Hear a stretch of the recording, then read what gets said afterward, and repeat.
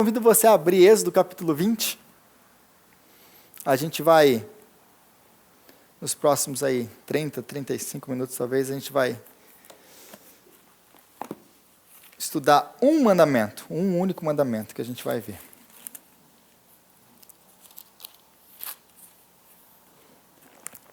Êxodo capítulo 20.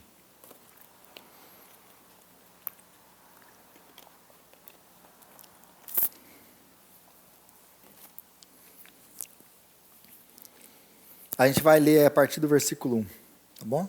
Todo mundo achou? Vamos orar, gente, mais uma vez? Senhor, nós te agradecemos, ó Pai. Te agradecemos porque o Senhor nos dá o privilégio de estar aqui essa noite, de abrir a Tua Palavra. Agora, Pai, nós pedimos a Ti que o Senhor venha levar todo o pensamento aqui essa noite cativo ao Senhor. Que o Senhor venha, Pai, nos livrar de toda a ação de Satanás para tentar nos distrair. Que essa semente lançada aqui hoje seja semente lançada em terreno fértil, que vai gerar frutos para a Tua glória, para a Tua honra, que vai trazer pessoas, ó Deus, para mais perto de Ti, que vai edificar a nossa vida. Eu oro a Ti, ó Pai, que o Senhor venha, Pai, me usar como instrumento nas Tuas mãos, porque aquele que convence, aquele que transforma, aquele que age é o Teu Espírito. Não é minha pregação, não é o que eu falo, não tem nada em mim que pode mudar nenhuma vida. Mas se o Senhor usar, Pai, o Teu Espírito, o Senhor vai mover, Pai, no nosso meio, e a Tua palavra vai transformar a nossa vida. Então eu oro a Ti, ó Pai, que o Senhor venha agora abrir o nosso entendimento, iluminar o nosso entendimento, que o Senhor venha abrir os nossos ouvidos para ouvir a Tua palavra, abrir o nosso coração para receber a Tua palavra, e que a Tua palavra venha trazer, gerar transformação na nossa vida, de forma que a gente não seja encontrado, ó Pai, como ouvintes apenas da Sua palavra, que ouve a Tua palavra e vai embora e esquece daquilo que ouviu. Que nós sejamos, ó Pai, como aquele que ouve a Tua palavra e pratica a Tua palavra. Aquele servo que construiu a casa sobre a rocha. Ajuda-nos nessa noite, é o que eu te peço em nome de Jesus. Amém. Êxodo capítulo 20, a partir do versículo 1. E Deus falou todas essas palavras: Eu sou o Senhor, o teu Deus, que te tirou do Egito, da terra de escravidão. Não terás outros deuses além de mim. Não farás para ti nenhum ídolo, nenhuma imagem de qualquer coisa no céu, na terra ou nas águas debaixo da terra. Não te prostrará diante deles, e nem lhes prestará culto, porque eu, o Senhor, o teu Deus, sou Deus zeloso, que castigo os filhos pelos pecados dos seus pais, até a 3ª e 4ª geração, daqueles que me desprezam, mas trato com bondade até 1000 gerações, os que me amam e obedecem aos meus mandamentos. Até aqui a leitura de hoje. O primeiro mandamento: não terás outros deuses além de mim, não fará ídolos para adorá-lo. Ou seja, em poucas palavras, Jesus resumiu os 10 mandamentos em 2, né? Porque a gente pode separar os 10 mandamentos em 2 partes. Os 4 primeiros com relação a Deus e os próximos 6 com relação ao nosso próximo, as pessoas. Com Deus e com as pessoas. Então Jesus ele vai resumir esses 10 mandamentos. Ele vai falar o quê? Ele vai resumir, ele vai: ame ao Senhor, o seu Deus, de todo o seu coração. Esse é o chamar, né? É que a gente já leu. Ame o Senhor, o seu Deus, de todo o seu coração. E ame ao próximo como a ti mesmo. E então você cumprirá toda a lei. Jesus ele resume toda a lei em 2 mandamentos. A grande questão é: quem de nós consegue viver assim? Quem de nós, por mais que se esforce, consegue amar a Deus dessa maneira? Você já teve algum dia na sua vida que você amou a Deus como Ele deve ser amado? Então nós somos culpados de quebrar o maior de todos os mandamentos. Porque nós nunca amamos a Deus. Né? Então, a gente tem que entender os 10 mandamentos, porque os 10 mandamentos, muitas vezes, eles são tão conhecidos para nós, independente do seu background cristão, independente. Creio que a grande maioria das pessoas conhece os 10 mandamentos. Ou pelo menos parte deles. Né? Ou pelo menos a parte com relação ao próximo. Não mata, não rouba, não adultera, não cobiça. Todo mundo conhece isso. E essa é a única parte na Bíblia que Deus, com a sua própria mão, vai escrever e entregar para Moisés. Então, ela é muito importante. Mas a grande questão que fica é qual que é a importância dos 10 mandamentos para a minha vida hoje? Como que isso aqui afeta a minha vida? Porque a gente olha para isso aqui, não farás ídolos. E o que vem na nossa mente? A primeira coisa que vem na nossa mente quando a gente lê esse texto aqui? A idolatria de Israel. A gente está lendo aqui o Êxodo, está vendo, eles então vão criar lá uma vaca de ouro para adorar, eles adoravam ídolos de metal, então, não, Deus estava falando disso. E aí eu não adoro o ídolo de metal, eu penso para mim assim, não, eu sou isento disso aqui. Isso aqui eu não adoro nenhum ídolo de metal. Mas será que é só disso que Deus está falando? Será que Deus escreveu alguma coisa nos 10 mandamentos, aquilo que Ele escreveu que seria para nortear a vida do seu povo durante toda a história, para sempre?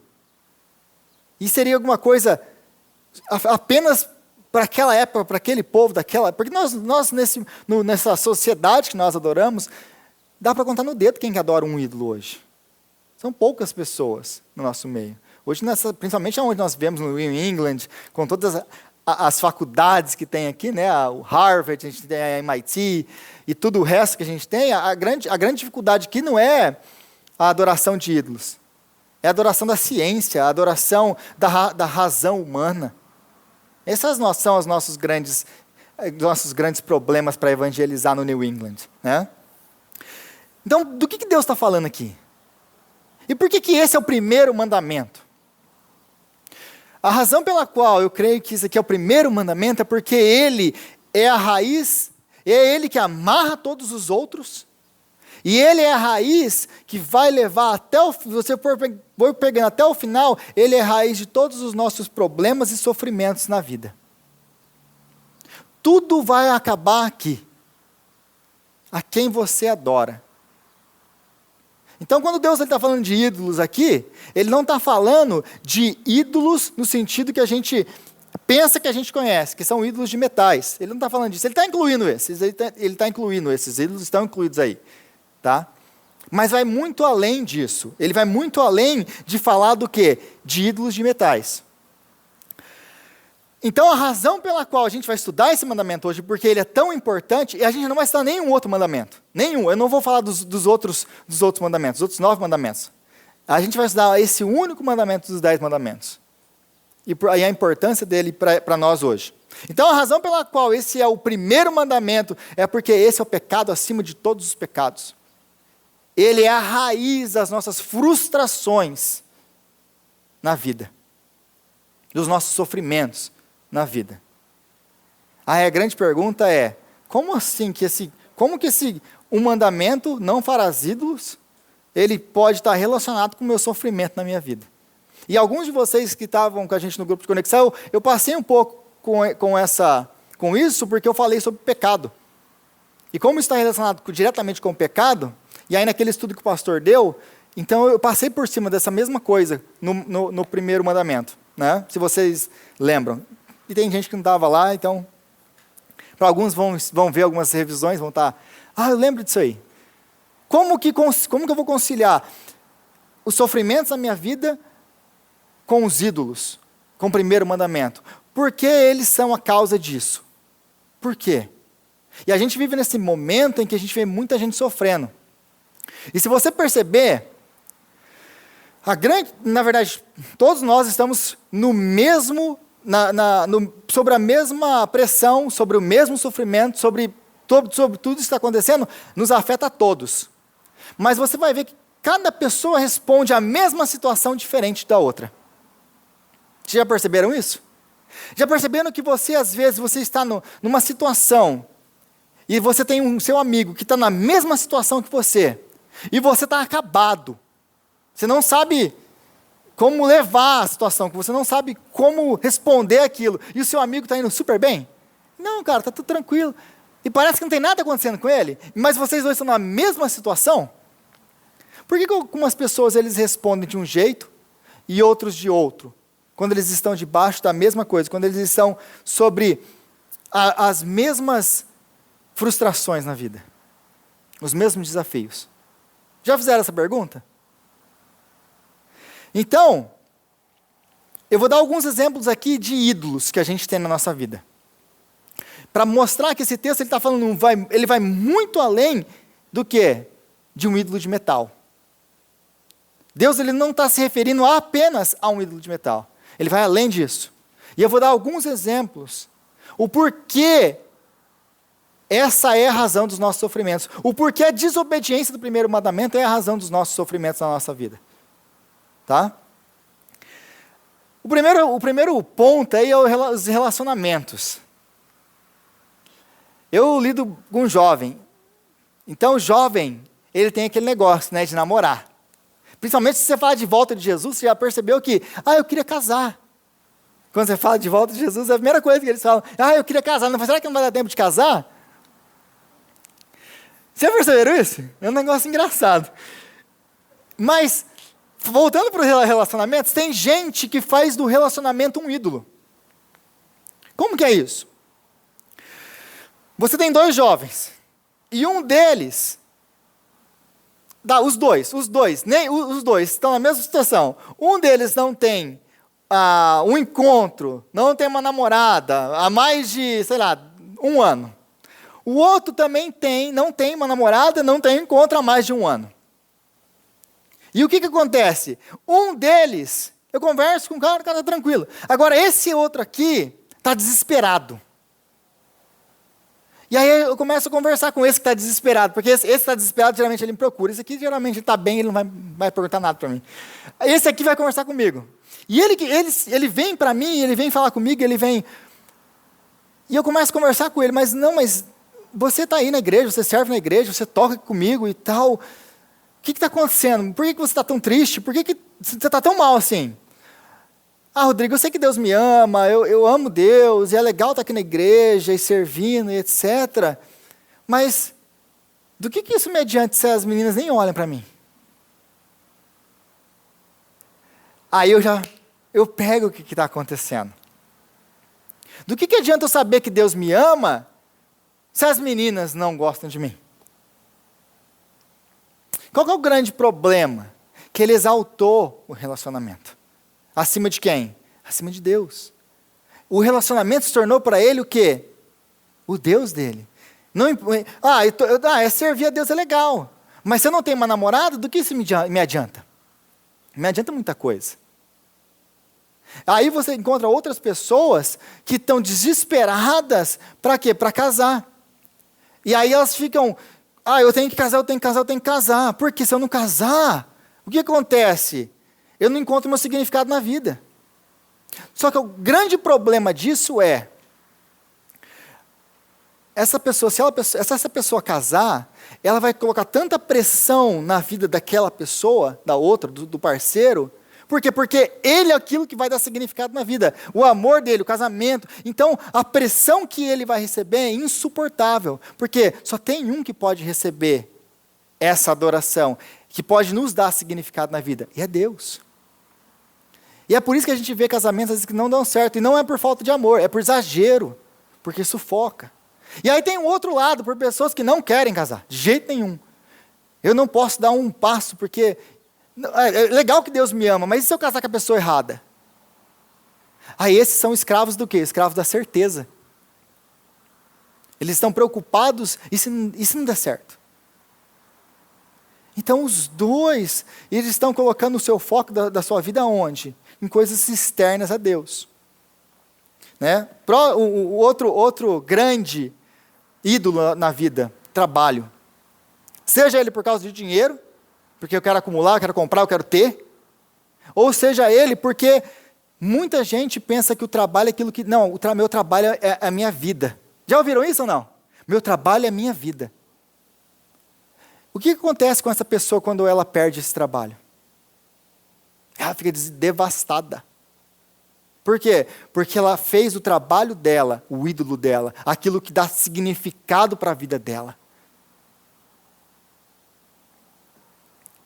A certeza absoluta. Tem gente, aquelas pessoas que são tão preocupadas que nunca dão um passo. Por quê? Porque se ela não tiver certeza absoluta, ela não vai tomar uma decisão. Esses são os piores de todos os preocupados. Por quê? Porque ele está sempre com medo de errar, e a vida dele não vai porque ele está sempre com medo. Ah não, Deus é soberano, Deus ele cuida de nós, Deus ele vai guiar os nossos passos. Não, mas eu não posso tomar uma decisão errada. Por quê? Não, porque se eu tomar uma decisão errada, o que eu vou fazer da minha vida? Então, ele confia mesmo que Deus guia os passos dele, que Deus é soberano? Não. A preocupação é aquilo que governa a vida dele. É o ídolo que governa a vida dele. O corpo. Nessa geração que a gente vive, quase não tem isso, né? O corpo. A pessoa que, se eu perder o meu corpo, se eu perder a minha aparência física, a minha atratividade, eu não tenho nada. Aí você vai ver pessoas que, porque engordam, ou porque emagrecem demais, ou por causa de alguma outra coisa, de uma doença, perdem o que é a sua aparência. E elas estão o quê? Devastadas. Por quê? Porque elas perderam aquilo que dava significado para a vida delas. Aquilo que elas pensavam que faziam delas alguém especial. O que me faz especial? Não, o que me faz especial é o meu corpo, é como eu apareço, são os likes que eu recebo no Facebook. Uma vez eu escutei uma história de um marido que brigou com a esposa porque mandou ela parar de colocar as fotos no Facebook, no Instagram, etc. A resposta dela foi a seguinte: não tira isso de mim, porque isso é tudo que eu tenho. Quem é o Deus dela? Vocês entendem que o ídolo ele vai muito mais do que você construir uma imagem de madeira ou de metal para adorar? O ídolo é tudo aquilo que nós colocamos na nossa vida que vem antes de Deus. Nós colocamos aquilo no lugar de Deus. Não é mais Deus que nos dá o significado da nossa vida. A nossa confiança não está na soberania de Deus, no controle de Deus, no amor de Deus. Nós precisamos do amor do outro, nós precisamos da confirmação de outros. Nós tiramos nosso significado daquilo que nós fazemos. Temos ainda aqueles que têm a necessidade de aprovação.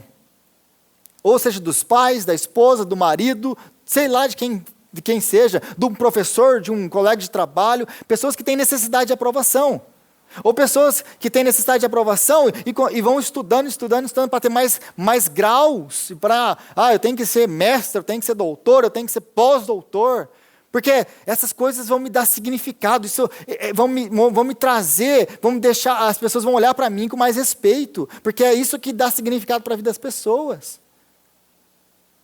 Pessoas controladas pela necessidade de aprovação do que os outros pensam. E aí Deus, ele vai olhando tudo isso, e aí ele fala, né, você não adora outro Deus, porque eu sou o Deus zeloso, eu sou o Senhor, o seu Deus. Porque ele podia muito bem, Deus podia muito bem se relacionar como conosco? Vocês não farão porque eu sou Deus. Eu sou Deus. Você não vai fazer porque eu sou Deus.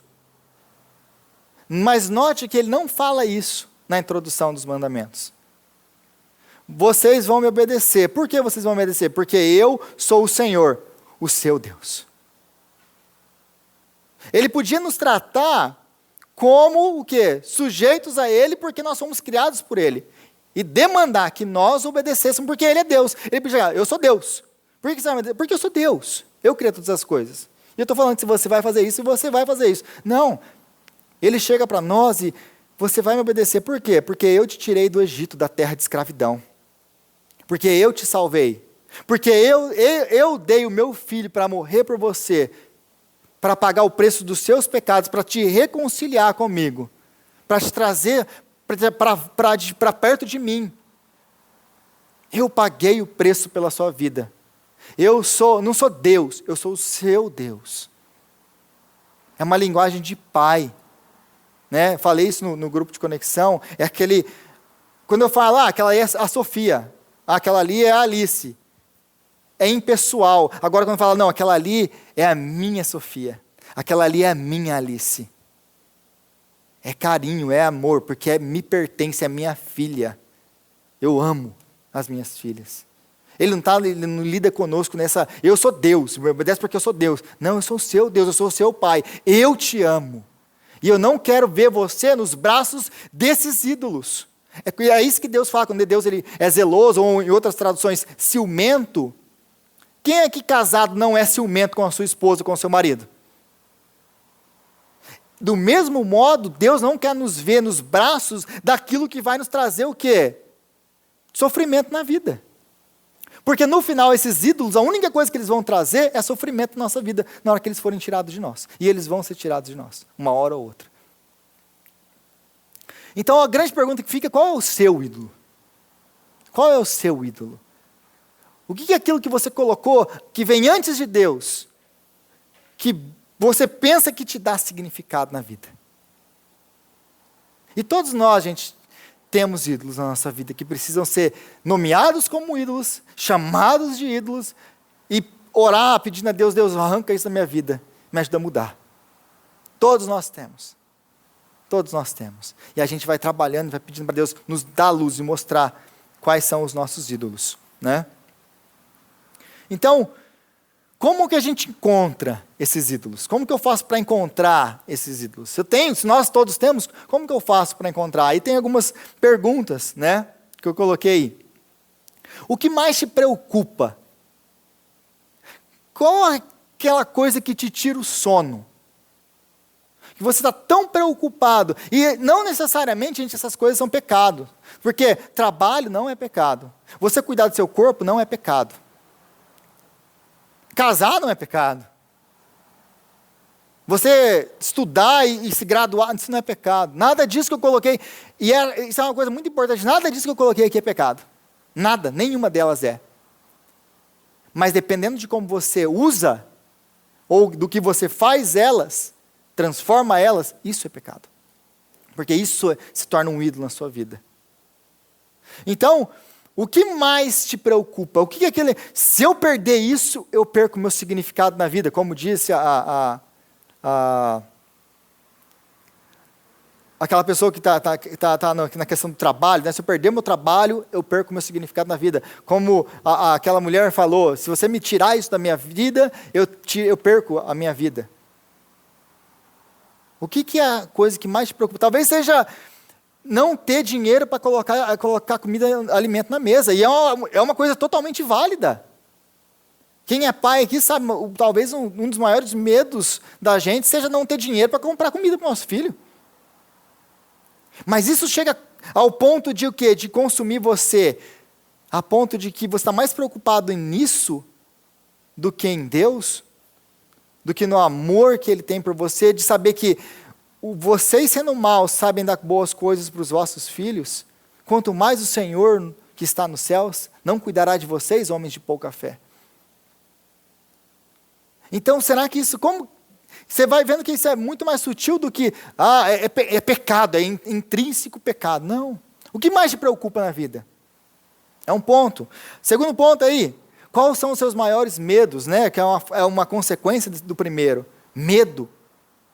Eu tenho medo que isso aconteça na minha vida. Se eu perder a minha esposa, eu perco tudo. Eu não tenho mais nada. Se eu perder os meus filhos, eu não tenho mais nada. Você vai percebendo que a sua esposa, os seus filhos se tornaram o quê? Deuses na sua vida. Onde eu gasto o meu tempo livre, os meus pensamentos? Quando você não está fazendo nada, no que mais você pensa? O que mais você se deleita? Quando você vai gastar dinheiro, aquilo que você gasta dinheiro, que você não tem problema nenhum em gastar dinheiro. Gente, eu não tenho problema, minha esposa sabe disso. Ontem ela estava brigando comigo por causa disso. Eu não tenho problema nenhum em gastar dinheiro com livro. Eu não tenho problema. Eu vou e compro o livro, eu não me importo de gastar dinheiro com livro. Eu não ligo. Agora, se for para gastar dinheiro com algumas outras coisas, aí ela sabe que não é o mesmo padrão. Então, será que eu não fiz dos ídolos o meu ídolo? Dos livros os meus ídolos? Será que eu não... A inteligência, ou será que o intelecto não está tomando conta de mim, ao ponto de que essas coisas estão... Não, ó, se eu não for inteligente, se eu não tiver esse conhecimento, é isso que me dá significado na minha vida. Se eu não tiver essa graduação, é isso que me dá significado na vida. Você viu como é sutil? Estudar é uma bênção. Mas se eu fiz do estudo o meu ídolo, isso vai me trazer sofrimento na vida. Então, a grande pergunta é, ou a grande frase é, sem isso eu não posso viver. O que é na sua vida? Sem isso eu não posso viver. Ou talvez você encontrou crentes assim, que depois de anos na igreja, alguma coisa acontece. E aí a pessoa sai da igreja, você vai conversar com a pessoa e a pessoa fala assim, fulano, por que você saiu da igreja? Não, cara, porque eu estou lá na igreja faz 20 anos, servindo e tocando e fazendo e pregando, dando aula na escola dominical, cuidando das crianças, a minha vida inteira eu servi ao Senhor. E a única coisa que eu tinha, o Senhor me tirou. Que Deus é esse? Eu não posso servir esse Deus. Quem que era o Deus dele? Era o Senhor? Ou era isso que ele considerava que era a única coisa que ele não podia perder na vida? Ou tem algumas outras pessoas, né? Eu escutei uma história não faz muito tempo de um homem que foi para a igreja. E depois de 3 meses ele saiu da igreja. E aí, a pessoa que tinha convidado ele para a igreja, que estava meio que acompanhando ele, perguntou por que ele parou de ir para a igreja. E aí ele falou assim, com essas palavras, eu parei de ir porque eu dei 3 meses para Deus resolver isso na minha vida, Ele não resolveu. Então, para que eu vou para a igreja? E aí eu deixei de ir para a igreja. Então, olha o problema dessa frase. Eu coloquei mais ou menos alguma adaptação dela aí para vocês verem, né? Eu vou servir a Deus se. Eu vou servir a Deus se Deus me der isso, ou isso acontecer, ou para obter isso. Qual que é o grande problema dessa frase? Que eu vou servir a Deus se. O que tem aqui depois do se, esse aqui é o seu Deus. Deus, nesse caso, o Deus que deve ser adorado, que deveria vir depois do se, ou a melhor frase seria, eu vou servir a Deus apesar de qualquer outra coisa. Mas quando eu coloco, eu vou servir a Deus se, e coloco uma condicional para servir a Deus, olha para o final do seu se, o depois do se, aqui está o seu Deus. Deus, nesse caso, que vem antes do se, ele é só um objeto, é só um trampolim, para você chegar aonde você quer chegar.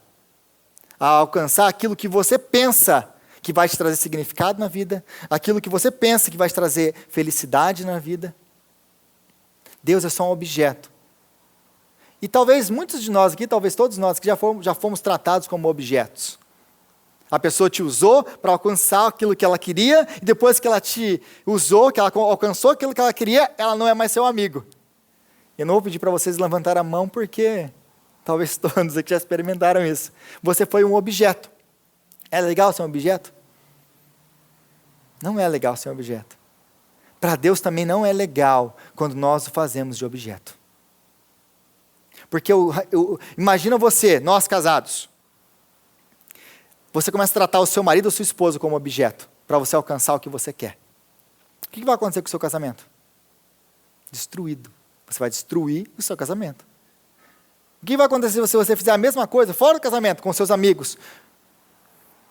Você vai destruir as suas amizades. Porque ninguém gosta de ser tratado como objeto. Por que a gente pensa que com Deus é diferente?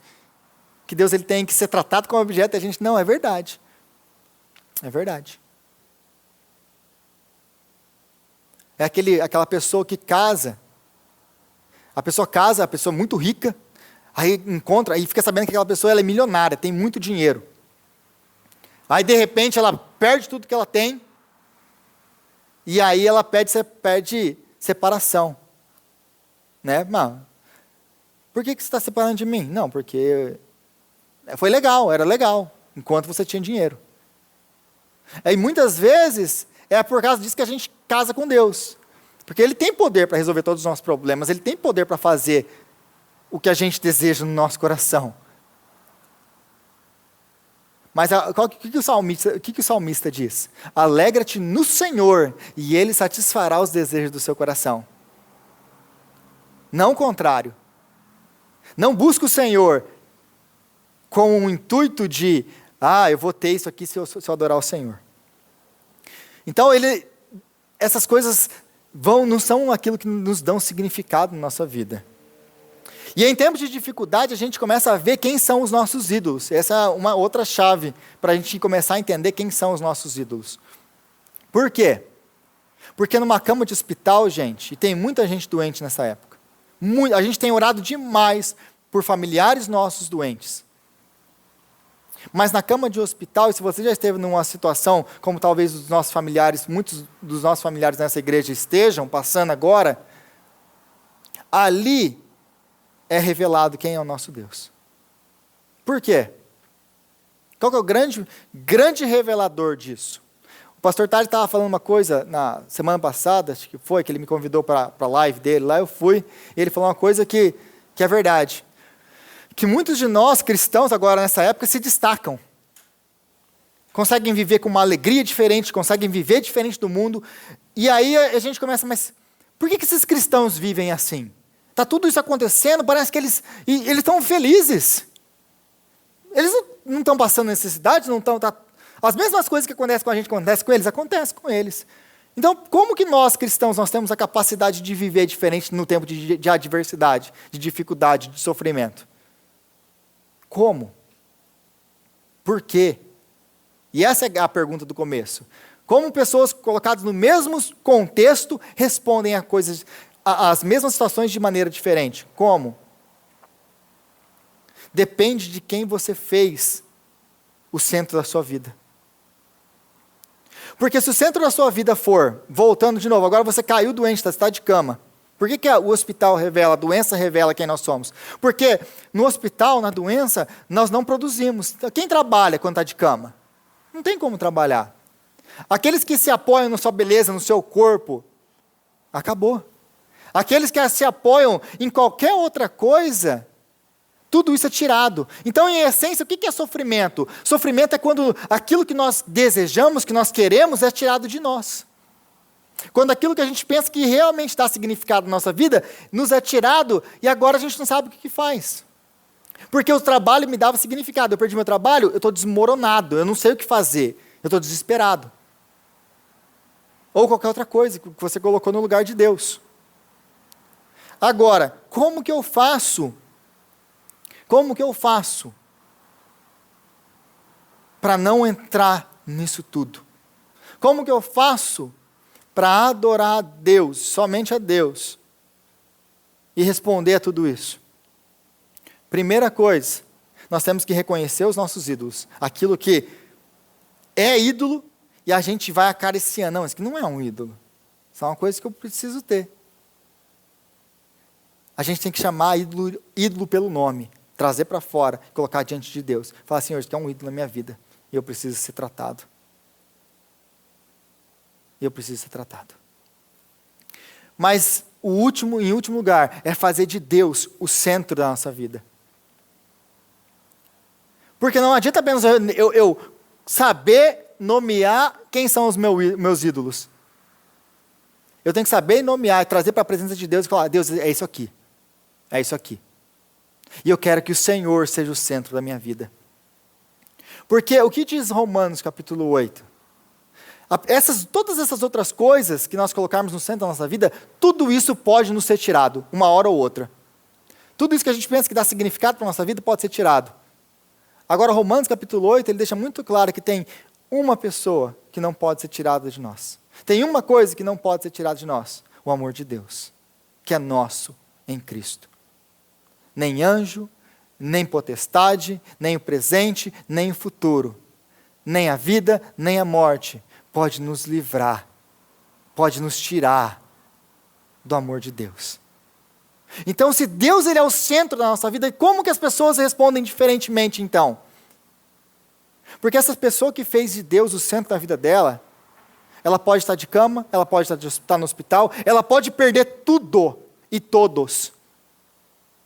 Porque nada dessas outras coisas são o centro da vida dela. O centro da vida dela, o que dá significado para a vida dela, o amor que ela precisa é o amor de Deus. A alegria dela vem de Deus. O centro da vida dela é Deus. Eu não estou dizendo que nós não vamos sofrer por causa dos nossos parentes. Eu não estou dizendo que a gente não vai sofrer se a gente perder um trabalho que a gente gosta. Eu não estou dizendo que a gente não vai sofrer quando essas coisas acontecem. Mas a grande diferença é, você vai seguir a sua vida, você vai levantar e vai seguir, porque você sabe que quem está no controle é Ele. Aquele que nos dá significado para a vida é Ele. O amor, a aprovação que nós queremos para a nossa vida, vem dEle. E nada, nem ninguém vai ter isso de nós, a não ser Ele. E aí, é nesse ponto que nós vamos conseguir responder diferente, nas mais diferentes situações de sofrimento que nós passarmos. Por quê? Porque, como diz o apóstolo Paulo, morrer é lucro. E viver, se for viver, eu vou viver para a glória de Deus. Eu vou viver para a glória de Cristo. Ele é o centro. Se qualquer outra coisa for o centro da nossa vida, essas coisas vão ser tiradas de nós e nós vamos sofrer. Todos os ídolos, eles podem morrer, mas o Deus eterno, ele não morre. Amém? Senhor, nós te agradecemos, ó Pai, pela tua palavra. E nós colocamos diante do Senhor, ó Deus, tudo aquilo, ó Pai, que nós temos colocado no teu lugar, no centro da nossa vida. E nós te pedimos, ó Deus, tem misericórdia de nós. Tem misericórdia de nós, ó Pai. E que o Senhor venha nos transformar e venha nos ajudar a viver, Senhor, de maneira que a tua aprovação, que o teu amor, que a alegria do Senhor seja aquilo que nós buscamos, aquilo que nós precisamos. Para que nos momentos de dificuldade nós possamos olhar para o Senhor, não para circunstâncias, não para pessoas, não para objetos. Que o Senhor nos ajude, Pai, a andar confiadamente, olhando para o Senhor. Tendo o Senhor como centro, como base, como fundamento da nossa vida. Ajuda-nos, Senhor, a obedecer ao primeiro mandamento. Nos ajuda a te amar de todo o nosso coração. Nos ajuda a não colocar nenhum ídolo no lugar que é seu. É o que nós te pedimos, Senhor, em nome de Jesus. Amém.